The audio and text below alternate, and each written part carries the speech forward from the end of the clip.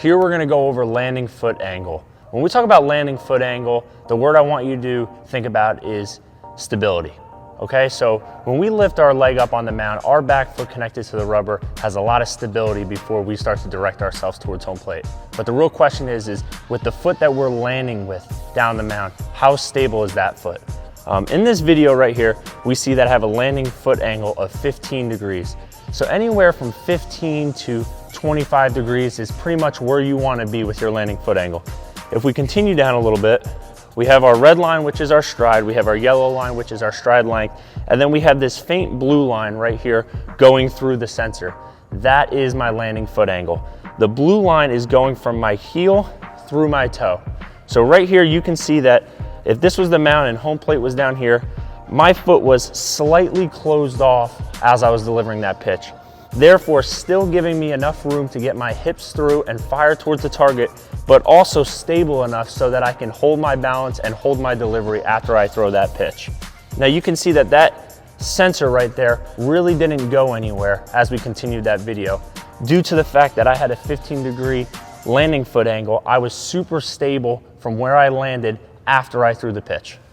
Okay, having a foot angle that is slightly closed, what does that mean? So that means that as I go down the mound, my foot never really clears for my hips to be able to come through. As we see down here, I have a 36-degree landing foot angle. It's not gonna tell you open or close, but anywhere over 25 into the 40 and above range is considered closed, and it's hard for you to get your hips through. Again, we have our stride angle, we have our stride length, and then from heel to toe, like we touched on before, we see that blue line going through. With the mound being here and home plate being there, we can see that it's angled more towards the righty's batter's box as a righty thrower.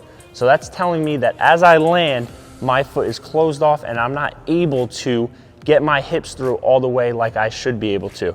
As the leg comes up, there's gonna be a little fluctuation in the sensors of my foot moving, but there shouldn't be too much. That's showing me that I'm pretty stable at the top of my leg lift. Now as I go down, we can just skip to over here. Now that leg, you're gonna see this start to shrink a little bit as I'm getting off of the rubber.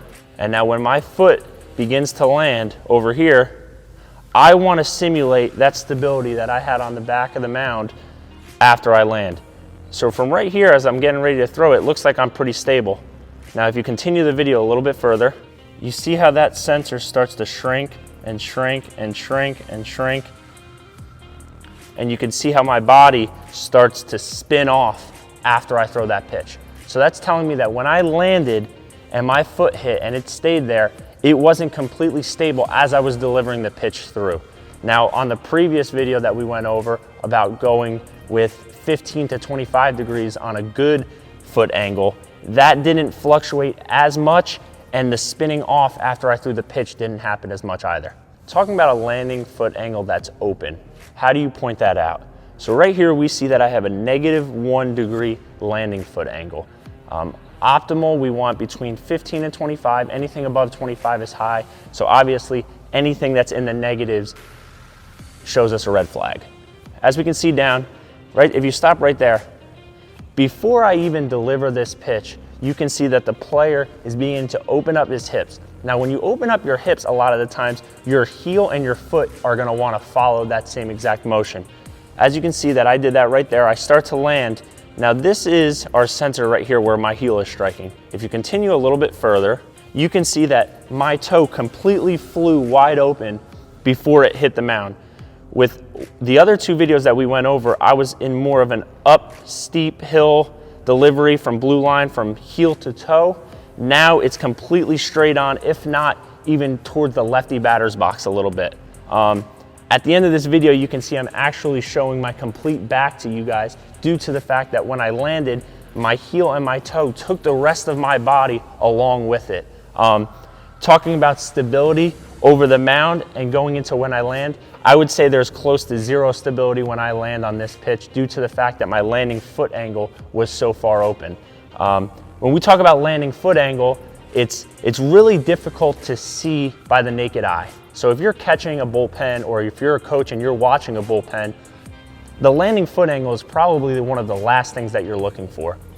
When you're using the sensor mound and you see a number pop up that says -1, it's a little bit alarming to the coach on, wow, I didn't see that.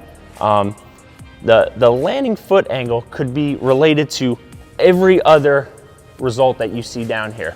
And that's how you would go about fixing the landing foot angle. If we see that the landing foot angle is -1 degrees, however, I'm still closed when I land, that's telling me that I'm either firing my hips too early or my weight is going in a wrong direction.